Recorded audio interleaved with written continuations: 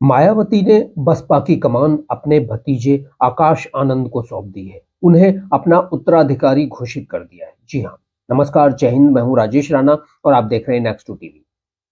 तो आज हम बात कर रहे हैं उस बसपा पार्टी की जिसको एक सरकारी कर्मचारी ने बनाया 14 अप्रैल 1984 को। ये 14 अप्रैल डॉक्टर अंबेडकर का जन्मदिन है, जन्मतिथि है उनकी। उस दिन इस पार्टी की नींव रखी गई उन काशीराम द्वारा, जिन्होंने देश में जगह जगह जाकर दलितों और वंचितों के लिए आवाज उठाई। इस पार्टी का राजनीतिक मकसद था बहुजन हिताय बहुजन सुखाय। उसके बाद यह पार्टी मायावती के अंडर आ गई। मायावती को बताया जाता है कि वो काशीराम की शिष्या बन गई और काशीराम के सानिध्य में उन्होंने बहुजन हिताय बहुजन सुखाय का नारा देकर जनता में जगह बनाई। ना सिर्फ जगह बनाई, इस पार्टी को उत्तर प्रदेश जैसे बड़े राज्य में पूर्ण बहुमत के साथ सत्ता में लाई। और यह भी कहा जाता है कि जब मायावती की सरकार सत्ता में थी तो उत्तर प्रदेश का जो एडमिनिस्ट्रेशन था, जो वहां की कानून व्यवस्था थी, वो बहुत अच्छी थी, यह बताया जाता है। हालांकि कई सारे ऐसे मामले जरूर आए कि कुछ जो ऐसे आरोप लगे, जो SC ST एक्ट के तहत कुछ झूठे आरोप लगे, जिससे लोगों में एक ऐसी भावना पैदा हुई कि इसकी वजह से बहुत सारे लोगों को जेल जाना पड़ा झूठे आरोप लगकर। तो ये भी बहुत सारे मुद्दे रहे। लेकिन आज मायावती ने अपनी पार्टी की कमान अपने भतीजे यानी कि अपने भाई आनंद के बेटे आकाश आनंद को सौंप दी है। आकाश आनंद लंदन से पढ़े लिखे हैं, लंदन से MBA किया है। आज ये पार्टी काशीराम एक सरकारी अधिकारी जिसने ट्रकों से लिफ्ट ले लेकर जगह जगह जाकर दलितों पर हो रहे शोषण को बताया। ये सच्चाई है, दलितों पर शोषण हुए, दलितों के शोषण हुए और उनको किस तरह से राजनीतिक रूप से एक जगह दी जाए। उन्होंने एक पार्टी का निर्माण किया जिसका नाम बहुजन समाज पार्टी रखा गया। 14 अप्रैल 1984 को जब ये पार्टी बनी, मायावती ने इस पार्टी को उच्च यानी कि सत्ता के शीर्ष तक पहुंचाया उत्तर प्रदेश जैसे राज्यों में, और वो मुख्यमंत्री बनी। और ये बात उजागर है कि मायावती ने जो तमाम काम किए, वो चाहे दलित समाज सुधारक हो, चाहे दलितों के ऐसे कुछ चिन्ह हो जिनके नाम पर उन्हें थोड़ा प्राउड होता है, उनको बढ़ावा दिया। लखनऊ से लेकर नोएडा तक आपने देखा कि बहुजन समाज पार्टी के वक्त में कैसे हाथियों का निर्माण हुआ, बहुत सारी चीजें ऐसी बदलाव उन्होंने किए। अब ये बदलाव गलत रहे या सही रहे, भ्रष्टाचार हुआ, ये चीजें रही हैं कि कैसे हुआ, मायावती ने किस तरह से, बहुत सारे लोगों ने मायावती पर आरोप लगाए हैं कि वो सत्ता हासिल करने के बाद वो दलितों के उत्थान का जो कार्यक्रम था उसे भूल गई। बहुत सारे ऐसे आरोप लगे कि मायावती ने भ्रष्टाचार किया। बहुत सारे ऐसे आरोप लगे कि मायावती एक महारानी बनकर रहने लगी। लेकिन आज मायावती ने उस पार्टी की कमान अपने उत्तराधिकारी को सौंप दी है जिसका नाम है आकाश आनंद, अपने परिवार के एक चिराग को। आकाश आनंद को जब से कमान सौंपी गई है, लगातार चर्चा का विषय बना हुआ है। आकाश आनंद युवा है, 28 साल के हैं, विदेशों से पढ़े लिखे हैं। आकाश आनंद ने बहुत दिन से बसपा के साथ काम करना शुरू कर दिया था। ये कुछ ऐसी चीज है जो आकाश आनंद के पक्ष में जाती है। अभी जो कुछ 4 राज्यों के चुनाव हुए हैं, वहां भी आकाश आनंद ने खुद कमान संभाली, पदयात्राएं की, लोगों से जाकर मिले। लेकिन क्या आकाश आनंद पार्टी को फिर से उस लेवल पे पहुंचा पाएंगे जिस पे मायावती ने पहुंचा? जो पार्टी काशीराम द्वारा बनाई गई, ये कहा जाता है कि काशीराम ने जगह जगह देश के कोने कोने में जाकर समाज सुधार के लिए, बहुजन समाज के लिए, दलितों के लिए आवाज उठाई और उस आवाज को जो सही मुहूर्त राजनीतिक तौर पे दिया वो मायावती ने दिया। मायावती ने सत्ता में आकर ये एहसास करा दिया कि कोई दलितों का नेता अपने दम पर सत्ता में आ सकता है। और ये भी बात सही है कि मायावती सिर्फ दलितों के वोट से सत्ता में नहीं आई थी, उन्हें हर समुदाय का वोट मिला था। लेकिन ऐसा नहीं है कि मायावती ने सिर्फ दलितों के लिए किया हो, यह भी गलत होगा कहना। वो जब सत्ता संभाली तो ये कहा जाता है कि कानून व्यवस्था बहुत मजबूत रही। कानून व्यवस्था इतनी मजबूत रही कि आसानी से जो तमाम अधिकारी थे वो हिला हवाली नहीं कर सकते। अब हम आपको आज का जो माहौल है पूरा वो थोड़ा सा बताते हैं। बसपा प्रमुख मायावती ने भतीजे आकाश आनंद को उत्तराधिकारी घोषित किया है। लोकसभा चुनाव 2024 से पहले मायावती की घोषणा का मतलब निकाला जाने लगा। कई प्रकार के दावे किए जा रहे हैं। माना जा रहा है कि मायावती पार्टी में युवा नेतृत्व को पैदा करने के लिए यह अहम घोषणा। मायावती ने औपचारिक तौर पर सभी पदाधिकारियों से कहा कि वे आकाश के साथ मिलकर काम करें। यूपी उत्तराखंड के अलावा दूसरे राज्यों के पदाधिकारियों से कहा कि वे अपने यहां आकाश के अधिक से अधिक कार्यक्रम करवाएं, उनके निर्देशों के अनुसार काम करें। लोकसभा चुनाव 2024 से मायावती की इस घोषणा के सियासी मायने निकाले जाने लगे हैं। इस घोषणा के पीछे की राजनीतिक चर्चा हो रही है। पार्टी को राष्ट्रीय स्तर पर चर्चा में लाने के लिए मायावती के दाव को अहम माना जा रहा है। साथ ही युवा नेतृत्व को पार्टी स्वीकार करे, यह भी मायावती की रणनीति हो। अब आकाश आनंद जो है, आकाश आनंद बहुत दिन से बसपा से जुड़े हुए हैं। मायावती के अपने परिवार में भाई आनंद कुमार है, उनसे बड़े अच्छे रिश्ते हैं। आकाश आनंद आनंद कुमार के ही बेटे हैं। 28 साल के आकाश आनंद की जो शुरुआती शिक्षा है वो नोएडा से हुई, फिर लंदन से उन्होंने एमबीए की पढ़ाई की। इसी साल मार्च में मायावती ने उनकी शादी बहुत धूमधाम से की। पार्टी के ही वरिष्ठ नेता अशोक सिद्धार्थ की बेटी प्रज्ञा। 2017 से आकाश आनंद मायावती के साथ मंच पर दिखाई देने लगे थे। आकाश पहली बार 2017 में सार्वजनिक मंचों पर नजर आए। उनको मायावती के साथ सहारनपुर में एक सभा के दौरान देखा गया। इसके बाद मायावती ने लखनऊ में एक मीटिंग के दौरान उनका परिचय कराया। इसके बाद से आकाश आनंद का कद पार्टी में धीरे धीरे बढ़ता चला गया। आकाश आनंद 2020 में राष्ट्रीय कोऑर्डिनेशन बन गए। आकाश को 2022 के विधानसभा चुनावों के लिए युवाओं को पार्टी से जोड़ने की जिम्मेदारी दी गई और वो कई राज्यों में संगठन को मजबूत करने में लगे।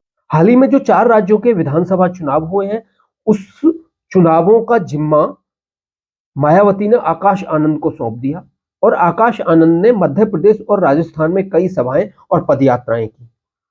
वहां के चुनाव खत्म होते ही एक बार फिर से राष्ट्रीय स्तर पर संगठन को मजबूत करने में आकाश आनंद जुट गए। आकाश आनंद विभिन्न राज्यों के पदाधिकारियों के साथ लगातार बैठकें कर रहे हैं। आकाश के इस बढ़ते कद को लेकर पहले से ही चर्चाएं तेज हो गई थी कि जल्द ही उनको पार्टी में उत्तराधिकारी घोषित किया जा सकता है। पार्टी के पदाधिकारियों की बैठक में उनको मायावती ने उत्तराधिकारी। मायावती आकाश को जिस तरह से पार्टी में लाई और उनको आगे बढ़ाया, इससे यह चर्चा पहले ही थी कि वह उत्तराधिकारी होंगे। लेकिन मायावती ने यही वक्त क्यों चुना, इस बारे में कई जानकार कहते हैं उनको उत्तराधिकारी घोषित करना ही था। इसलिए पहले राष्ट्रीय कोऑर्डिनेटर और फिर 4 राज्यों का जिम्मा सौंपा गया। अब लोकसभा चुनाव होना है, देश भर में संगठन को मजबूत करने की जिम्मेदारी आकाश पर है। अब लोकसभा चुनाव से पहले सभी राज्यों को यहां बुलाकर उनके बीच उत्तराधिकारी घोषित किया गया है। इससे देश भर में संदेश जाएगा कि अब सबको आकाश की अगुवाई में ठीक से काम करना है और लोकसभा चुनाव के लिए काम बेहतर होगा। मायावती के इस संदेश के आकाश के लिए लोकसभा चुनाव में काम करना सहज हो जाएगा। लेकिन ये जो पार्टियां हैं, चाहे कांग्रेस हो या बसपा हो या सपा हो, ये जो पार्टियां हैं, ऐसा लगता है कि ये एक परिवार की पार्टियां बन रही हैं। काशीराम ने अपने परिवार को कुछ नहीं दिया।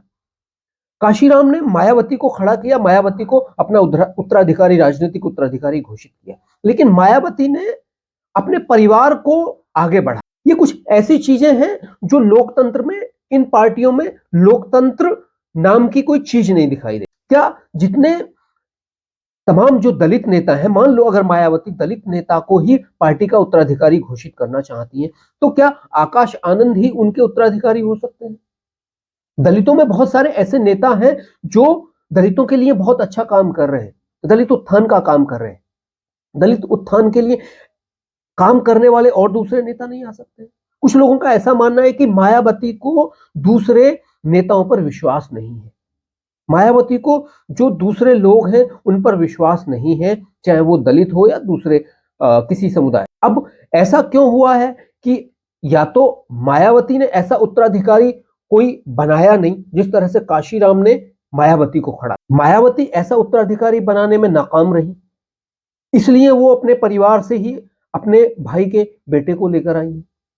गांधी परिवार में तो कहा जाता है कि भाई गांधी परिवार है और गांधी परिवार ही कांग्रेस है, तो गांधी परिवार को कांग्रेस माना जाता है और कांग्रेस गांधी परिवार से बाहर नहीं सोच। लेकिन क्या जो दलितों के उत्थान के लिए पार्टी बनी थी वो भी एक परिवार की पार्टी बन रही है? वो भी एक परिवार के इर्द गिर्द घूमने वाली पार्टी बन रही है? क्या देश में सिर्फ मायावती का ही परिवार था दलितों के उत्थान के लिए?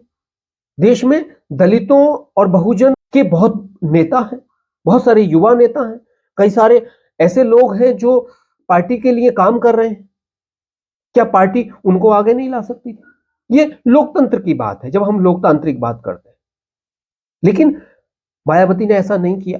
मायावती को लगता है कि उनकी पार्टी उनके परिवार के हाथों में सुरक्षित रह सकती है, तो ये मायावती को ज्यादा मुफीद लगा। ऐसे में सवाल ये उठ रहे हैं कि मायावती की जो पार्टी है बहुजन समाजवादी पार्टी, अब सिर्फ मायावती की पार्टी ही कहा जाएगा, क्या वो वास्तव में फिर से इस तरह का रुतबा हासिल कर पाएगी? क्योंकि वो एक परिवार की पार्टी बन गई है और एक परिवार की पार्टी क्या वो उस लेवल तक पहुंच पाएगी कम से कम जिस लेवल पर मायावती पहुंची?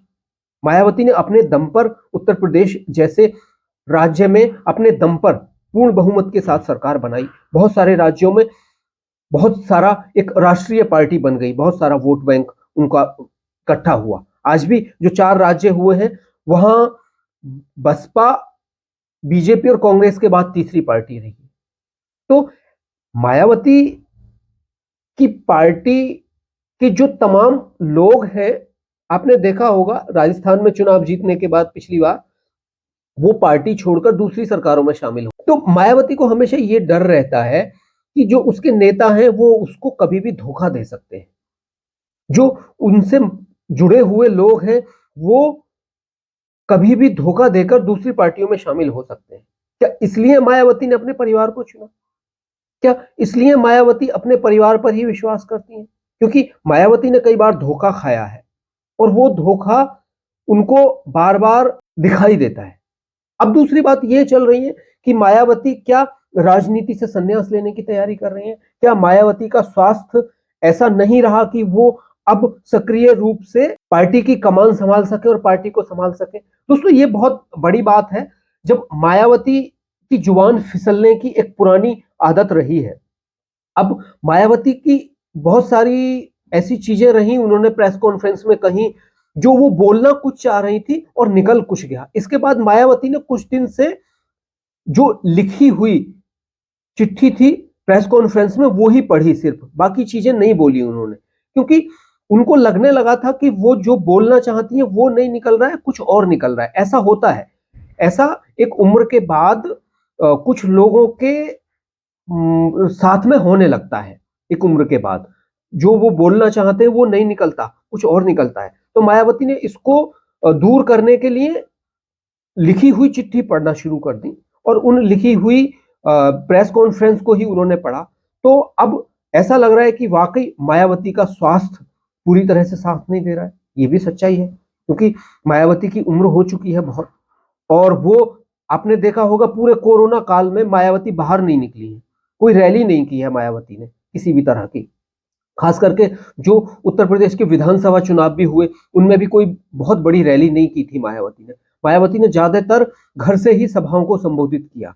तो मायावती सार्वजनिक तौर से दिखाई नहीं दे रही है, बहुत कम दिखाई दे रही है। तो ये भी एक वजह हो सकती है कि उन्होंने इतनी जल्दी से ये अपने उत्तराधिकारी को घोषित किया। लोकसभा चुनाव तो है ही इस वक्त, और 2017 से आकाश आनंद को वो पार्टी में ले आई है, और अब उन्हें अपना उत्तराधिकारी घोषित करके तमाम जो डिफरेंट राज्यों के जो पदाधिकारी है उनको बुलाकर उनकी उपस्थिति में यह किया है। तो इससे होगा कि आकाश आनंद को काम करने में सुविधा होगी। ये सच्चाई है। उनको एहसास कराया गया कि आकाश आनंद आपके नेता हैं, इनके नेतृत्व में आपको काम करना। ऐसे में देखना यह है कि आकाश आनंद क्या जमीनी स्तर पर जुड़कर जिस तरह से काशीराम ने काम किया उस तरह से काम कर सकते हैं? क्या आकाश आनंद एक ऐसी पार्टी का नेतृत्व जो जमीनों पर, जो पैदल चलकर अलग अलग जगहों पर जाकर लिफ्ट मांगकर, ट्रकों में लिफ्ट मांगकर जिस व्यक्ति ने बसपा को खड़ा किया, वो पार्टी एक लंदन से पढ़े लिखे, विलायत से पढ़े लिखे एक ऐसे व्यक्ति के हाथों में जा रही है जो बड़ा एक जिसने जमीनी स्तर पर जाकर नहीं देखा है? क्या वो अपने आप को उन दलितों से जोड़ पाएगा? ये बड़ी बात देखना ये है। अब इसमें कुछ गलत नहीं है। देखिए, डॉक्टर अंबेडकर ने भी दलितों से अपने आप को जोड़ा था, वो भी बहुत पढ़े लिखे थे।